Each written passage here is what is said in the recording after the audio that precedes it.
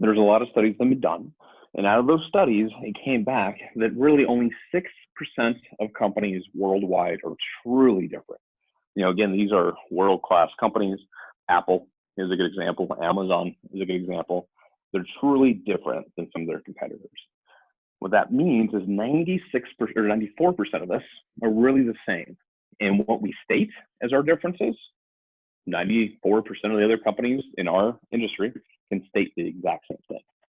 So being different isn't the key. And again, there's research that backs this up. What the key is being distinctive. You see, if you're being different and you look at the chart on the circles on the left-hand side, I'm going to be different. I'm going to be outside of the circle. Well, if you take a look at it, that means I'm still a smaller circle inside of a bigger circle. It's still about the same, but it's more important to be distinctive. Where on the right-hand side, you can see there's different colors of shapes. Some of them are filled in, and that's what being distinctive is. Your eye naturally carries over to the right to those different colored circles, different size circles, because it's distinctive. It sticks out in the marketplace. I'll give you a ton of examples of this, but one of them, the state of Nebraska. State of Nebraska, 3 years ago, they did a study, and the state of Nebraska came in dead last, 50 out of 50, in regards to where people thought about taking a vacation. Not where they went, but simply where they thought about going. Again, in order to take a vacation or to even buy something, you have to think about it before you actually do it. So what they ended up doing was completely turning the marketing on their head. And what it came down to is they would have headlines like this: "Lucky for you, there is nothing to do here." That's one of the big things that people believe. There is nothing to do in Nebraska. So let's be upfront. Let's be distinctive about it. Let's just bring it up. So in their advertising, it talks about exactly that. You can see on the right-hand side, in Nebraska, we believe that only boring people get bored. So we invent our own fun. Like when we realized that a livestock tank would float and thought, hey, it's a boat. Soon tanking became the preferred method of meandering down or slow-moving rivers. It might not be everybody's cup of tea, but if it sounds as good to you as it did to us, go to visit Nebraska for a free travel guide. So again, that's what the key is about being distinctive. If you take a look at tourism, you can go to a lot of different places and experience a lot of the same things. So you're not that different. What do you do to be distinctive? So that being said, again, I want to be able to break down really over the next 20 minutes the different categories and what this looks like and really how to become that much more distinctive what you're doing. First, let's focus on proximity, on bucket number one, if you will. Number one, this is low-hanging fruit, is being able to take a look at local networking groups.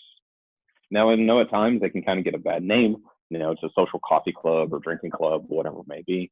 But again, proximity drives so much action, so many transactions, and so many relationships around us. It has to be top of mind. It has to be one of the top priorities you take a look at. So at the local networking groups, you got some set up all across the U.S. and all across the world. BNI, Business Network International. P&G. P&G is actually a company that I founded here 12 years ago in Lincoln. For the simple fact of BNI, we had some chapters, but it wasn't the right fit. And so what we ended up doing was creating a network of people.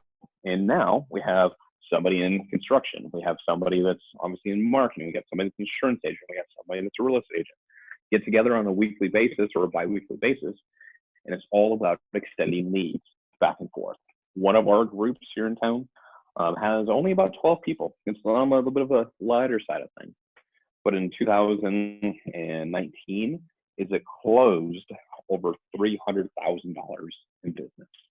So it made a huge impact into a lot of the companies that were a part of that because of the proximity and the trust level that gets built with that. The local Chamber of Commerce has a bunch of these networking groups set up as well for you to really get involved with.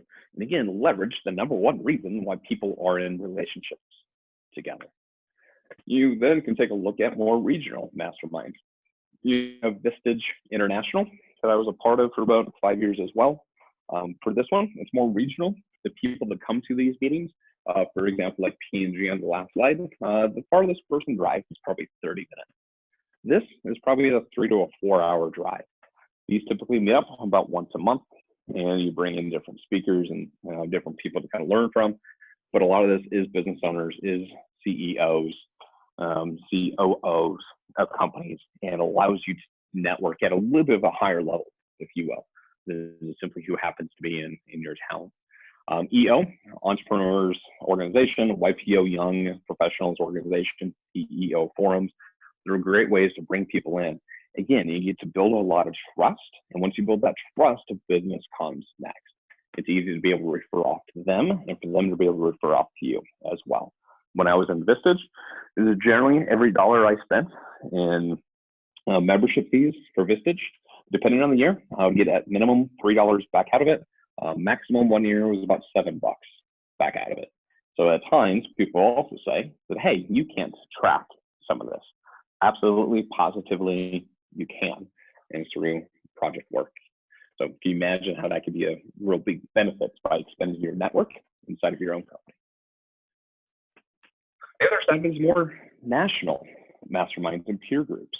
Now, when we talk about this, it's being able to surround yourself really with smarter people, be able to level up above from where you're at now. So if you're $1 million company and you want to become a $5 million company, find a group with a bunch of people that are at that $5 million company level. The key here is that you will be uncomfortable, and you should be uncomfortable, because that uncomfortableness makes you really grow and makes you really expand. And so there's a lot of national groups that even pull people in internationally to be able to take a look at. I mean, that's the reason why Kurt and I have been able to get some of the opportunities that we've gotten, is because we're in some of these higher end networking groups. Bring in people literally from all over the world, which has then blessed us with clients all over the world. And don't get me wrong, everybody that goes to these events a lot of times has that fear that, you know, I'm not enough, I don't belong, these people are too smart for me. The thing that actually has brought me comfort in that is that almost everybody thinks that as well. It's not a unique thought. You're not the only one that's there that believes they shouldn't be there, you know, they don't belong to be there. Everybody's really kind of thinking that through for you. And so that, for me, that's what brought me comfort. But at the same time, knowing that these people really stretched us, but it opened us up to a whole nother level of networking and opportunities. It's through some of these networking groups is where we got this national mastermind, an opportunity to work with GoodRx, a multi-billion-dollar company. So again, the key with that is networking with people to level up from where you're at now. Network with where you want to go, not where you currently are. You know, you've heard the adage a bunch, but it's absolutely true. When you walk into some of these rooms, you want to be, you know, quote unquote, kind of the dumbest person in that room. If you're walking in a room and you're the smartest person in that room, you should get the hell out of that room and find another room instead. The key behind this as well, though, is to be a connector. Now, Kurt and I's dad, he was in customized construction for about 30 years. He built custom homes, and it was beautiful work that he did. However, I have a hard time even hanging a photo and making sure it's level. But what I mean by that, and being a connector, is that people will contact me. It's like, hey, you know a bunch of people. Do you know a good roofer? Do you know somebody to come in and remodel my kitchen? Now, they're not calling me and asking me to do that because they know it's not my skill set. However, if I'm top of mind for them when they need a remodeler, when they need a roofer, you know damn well I'm top of mind